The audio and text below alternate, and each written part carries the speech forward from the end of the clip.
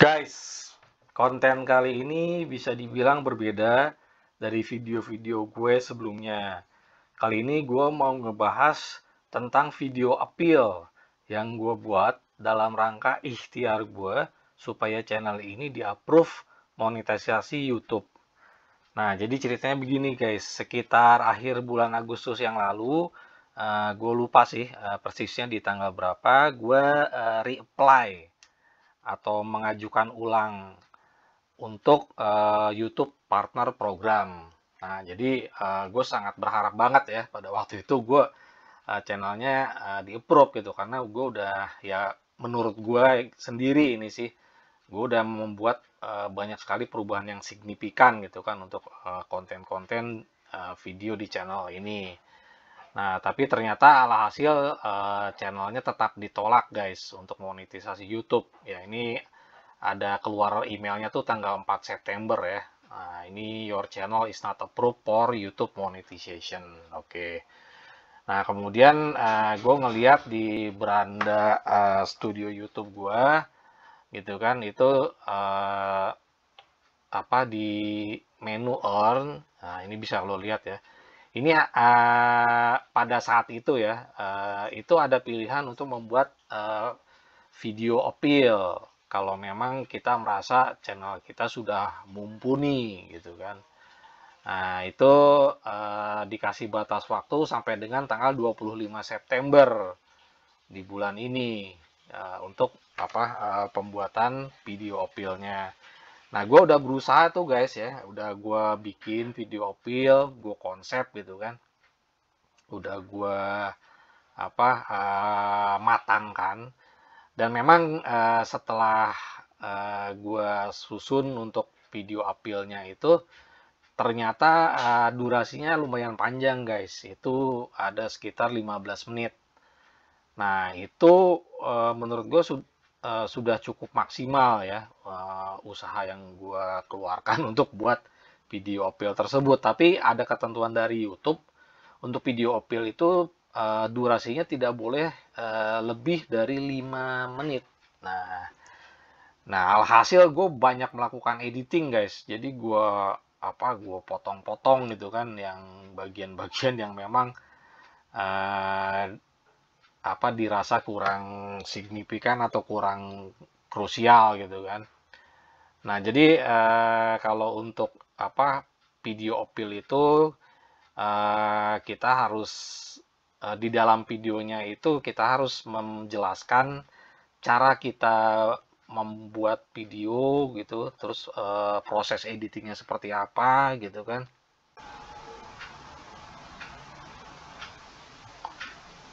Nah, di sini bisa lo lihat.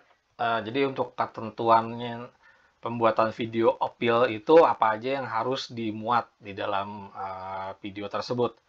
Ya, diantaranya untuk statusnya itu harus unlisted atau jangan dipublish dulu, kemudian harus video yang benar-benar baru dibuat. Dan di dalam video itu you have get a behind the scenes look at your process. Ya, jadi video harus menampilkan link URL ya kan. Dalam jangka waktu 30 detik di awal video, kemudian juga harus fokus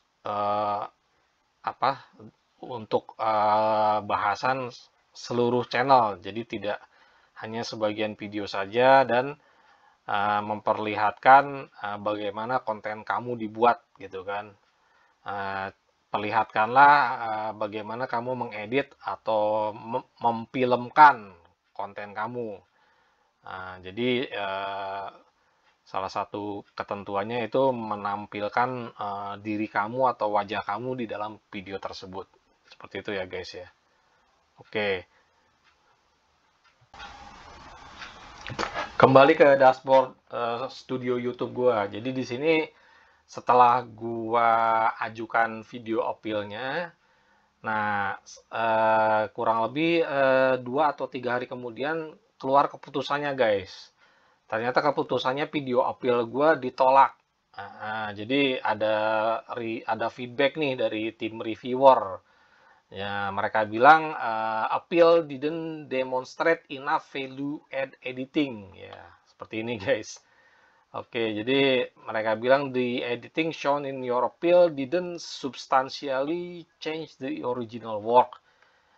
Taking someone else's content and making minimal changes is still violative of our reuse content policy. Jadi ya menurut gue sih penilaian mereka itu sangat subjektif ya guys. Jadi ya gue kan udah berusaha gitu kan untuk bikin video pil sampai video yang tadinya durasi 15 menit itu gue potong-potong sedemikian rupa, gue edit-edit gitu kan, gue trim itu sampai durasinya kalau nggak salah jadi cuma 4 menit 50 detik something gitu. Dan itu pun ternyata masih ditolak juga guys. itu itu gue bikin video appeal itu sangat berharap sekali guys ya, sangat berharap sekali supaya channel gue akhirnya di approve gitu kan, tapi ternyata masih ditolak juga. Ya udah gitu kan, mau gimana lagi gitu. Tapi ya ini pengen gue ungkapin juga sih, jadi to be honest ditolaknya video appeal itu sangat mengecewakan gue banget guys. Jadi ya gue ya marah juga lah, kecewa juga gitu sama YouTube gitu kan. Gue udah berusaha membuat video appeal yang seobjektif mungkin, tapi akhirnya ditolak juga. Ya cukup tahu aja lah, cukup tahu aja gitu. Ya makanya ini sebenarnya gue bikin konten ini juga karena gue merasa tergelitik dan ya penasaran lah gitu. Jadi apa sih, betapa susah payahnya gue bikin video appeal. Dan ini gue mau kasih lihat guys. Jadi ada gue searching di apa pencarian YouTube. Ini ada contoh video appeal yang sukses ya. Nah ini bisa lo lihat nih dari judulnya, appeal on YouTube example that got me accepted again. Nah ini contohnya seperti ini guys. Ini durasinya 4 menit 3 detik. Ini bisa lo lihat channelnya Bisaya Gamer. Ini orang Filipina guys. Oke.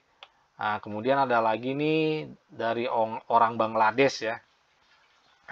Judulnya YouTube Appeal Video for Reuse Content, YPP Video Appeal Bangla. Nah, Bangla ini bahasa nasionalnya negara Bangladesh.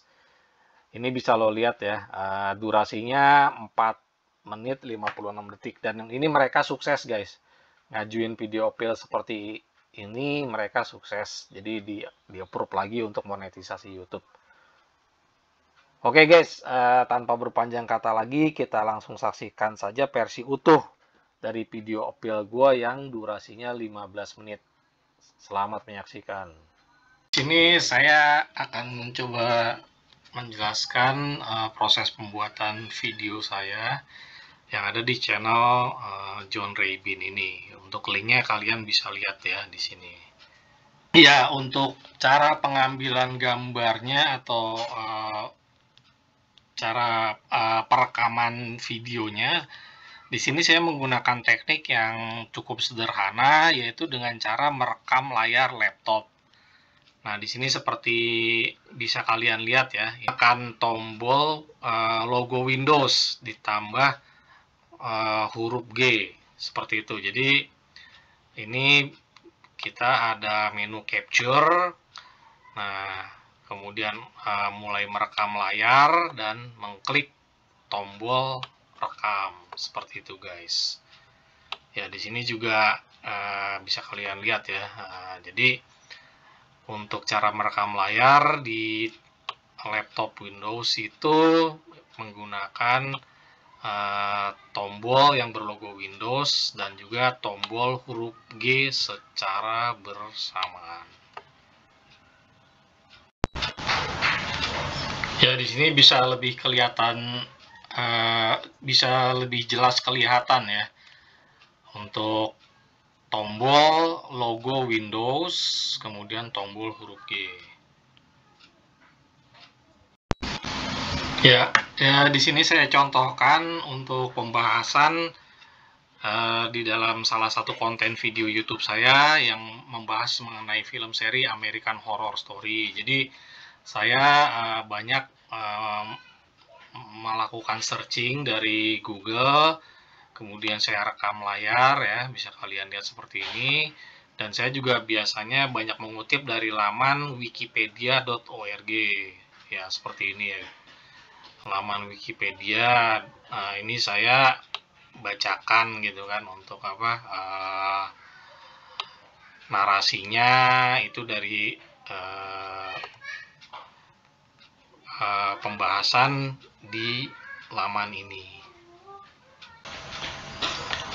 Ya, saya juga banyak mengutip dari laman, beberapa laman portal berita online. Ya, ini saya contohkan waktu saya bikin konten mengenai pembunuhan mahasiswa UI di Depok. Ini saya searching di Google ya. Dan di sini bisa kalian lihat kan ada beberapa laman berita. Nah, ini saya kutip dari metro.tempo.co dan juga dari berita1.com ya, seperti ini. Nah, ini yang dari berita1.com. Nah, ini saya kutip laman berita artikel beritanya. Saya bacakan judulnya gitu kan. Terus saya juga membuat narasi dengan membacakan beberapa kalimat dalam artikel tersebut. Saya kasih highlight ya, seperti ini. Jadi saya kasih highlight gitu kan. Kemudian saya kasih lihat foto-fotonya. Demikian juga yang dari laman tempo.co, ini saya perlihatkan untuk artikel beritanya ya kan. Saya highlight judulnya juga, dan saya bacakan untuk narasinya dari beberapa kalimat di artikel tersebut. Seperti itu cara kerjanya. Ya, di sini untuk video editornya saya menggunakan Clipchamp. Ya, di sini biasanya sih beberapa bulan lalu saya biasa menggunakan video editor bawaan dari Microsoft Windows. Cuma udah sekitar 3 minggu ini ada update dari Windows, jadi video editornya sudah tidak disertakan lagi dalam aplikasi Photos, tapi beralih menggunakan Clipchamp. Nah, di sini kalau untuk metode yang biasa saya gunakan, ya ini kita kasih untuk contohnya aja, video appeal YouTube. Oke, ini kita kasih judul seperti ini ya. Nah, ini biasanya saya menggunakan beberapa fragmen atau potongan video, kemudian saya gabung-gabungkan. Ya, contohnya seperti ini guys. Ini saya import ya. Nah, ini ada beberapa fragmen video. Nah, kita menunggu ya sampai mereka semua sudah loading. Oke, nah kemudian ini saya drag and drop guys, seperti itu ya. Oke, yang ini drag and drop gitu kan. Oke, kemudian saya yang ketiga drag and drop. Oke, yang keempat. Nah, terakhir yang kelima. Ya, ini sebagai contoh saja ya. Oke, nah kemudian di sini nanti saya gabungkan, saya ekspor. Nah, ini biasanya saya disuruh menghapus semua jeda visual dan mereviewnya. Kita klik aja. Oke, nah kemudian saya disuruh ekspor. Nah, ini ada beberapa pilihan guys. Ada yang 480 piksel, 720 piksel, dan yang paling bagus kualitasnya itu 1080 piksel. Biasanya saya pilih yang 720 piksel saja karena dia ukuran filenya lebih kecil dan juga proses ekspor videonya relatif lebih cepat. Ini salah satu teknik dalam pembuatan video yang saya gunakan. di mana saya salah satunya banyak menggunakan efek blur. Ya, saya banyak ngeblur atau blurring untuk video editing saya, terutama untuk menjaga agar konten-konten yang sifatnya sensitif itu masih bisa masuk dalam materi konten video dan juga masih aman ditonton untuk segala macam kalangan usia. Di sini saya akan memperlihatkan untuk cara editing video saya menggunakan teknik atau efek blurring. Ya, ini kita sudah buat ya untuk judulnya proses pembuatan video menggunakan efek blurring. Ya, ini saya biasanya import media terlebih dahulu. Ya, kita pilih ya beberapa file untuk kita jadikan contoh. Seperti inilah dari sini.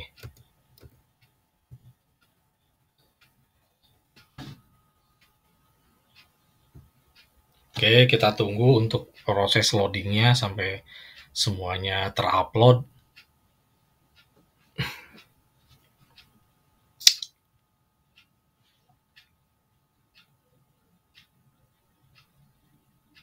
Oke, ini sudah semua terupload.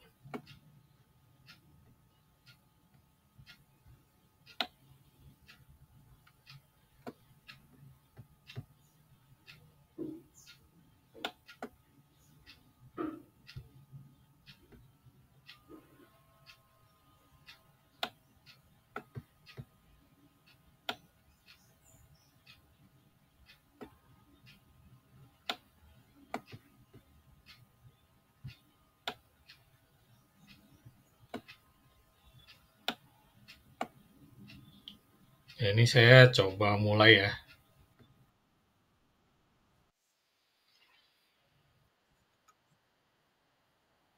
Oke, ya ini kita akan menggunakan efek blurring. Saya kasih contoh. Ya, misalnya kita mulai dari sini, guys.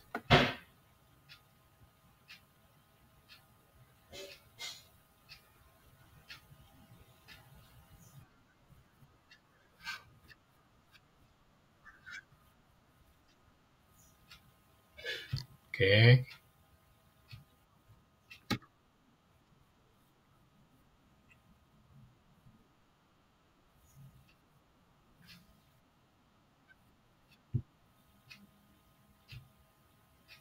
Oke, kita pilih untuk segmen yang akan kita blur ya.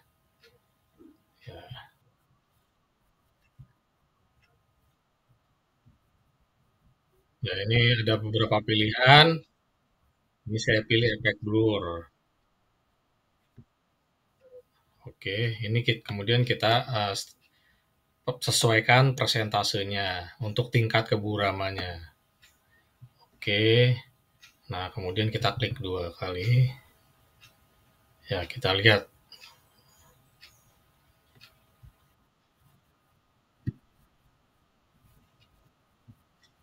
Ya, kita lihat ya. Oke.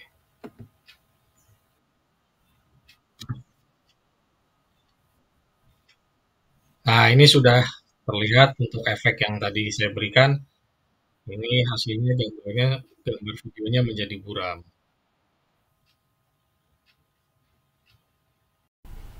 Oke guys, nah di sini untuk video ini memang saya buat dalam rangka sebagai video video appeal untuk YPP monetization video YouTube atau channel YouTube saya. Ya di sini memang biasanya di setiap video yang saya buat itu ada sesi di mana saya memunculkan diri ya seperti sekarang bisa Anda lihat. Nah, di sini untuk pembahasan yang tadi sudah kita lihat adalah mengenai video editing, kemudian laman berita dari portal berita online yang menjadi sumber konten saya, Ya, saya mengutip dari beberapa laman portal berita online, kemudian juga efek blurring yang sering saya gunakan.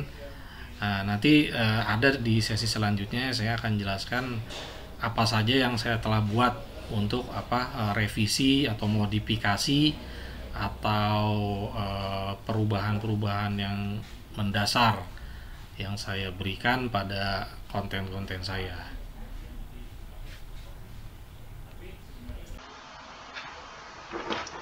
Di sini saya akan membahas hal-hal apa saja yang telah saya buat untuk revisi konten video YouTube saya. Ya, di sini untuk poin pertama bisa kita lihat ya. Jadi, example of what is allowed to monetize, a funny or thoughtful revision of content you didn't originally create. Ya, di sini saya memang banyak mengambil materi dari konten orang lain, tetapi saya juga banyak melakukan revisi atau perubahan yang berarti, atau di sini dikatakan sebagai thoughtful revision untuk cuplikan-cuplikan adegan tersebut. Nah, kemudian ada poin yang kedua, clips of other people's content as part of a critical review. Ya, di sini saya juga banyak menggunakan potongan-potongan video atau klip dari konten orang lain itu sebagai bahan review atau masukan atau kritikan. Lalu ada lagi di sini poin yang ketiga, a scene from a movie where you have rewritten the dialogue and change the voiceover. Ya, di sini juga ada beberapa scene dari sebuah film lepas atau film seri yang saya gunakan di dalam konten YouTube saya, di mana saya telah banyak memodifikasinya dan juga saya memberikan narasi suara saya sendiri. Jadi untuk konten cuplikan filmnya itu sudah banyak mengalami revisi atau modifikasi atau perubahan. Nah, kemudian ada yang poin yang terakhir ini, edited footage from other creators where you add a storyline or commentary. Ya, di sini untuk rekaman video dari kreator lain itu saya banyak menambahkan narasi saya sendiri ya, atau komentar saya sendiri untuk voice over-nya menggunakan suara saya sendiri. Oke, para tim reviewer sekalian, demikian tadi telah kita saksikan pembahasan mengenai bagaimana cara saya membuat video di channel saya ini. Ya, semoga untuk video appeal ini bisa mengklarifikasi mengenai isu penolakan terhadap pengajuan monetisasi channel saya. Sampai jumpa di video-video saya selanjutnya. Bye.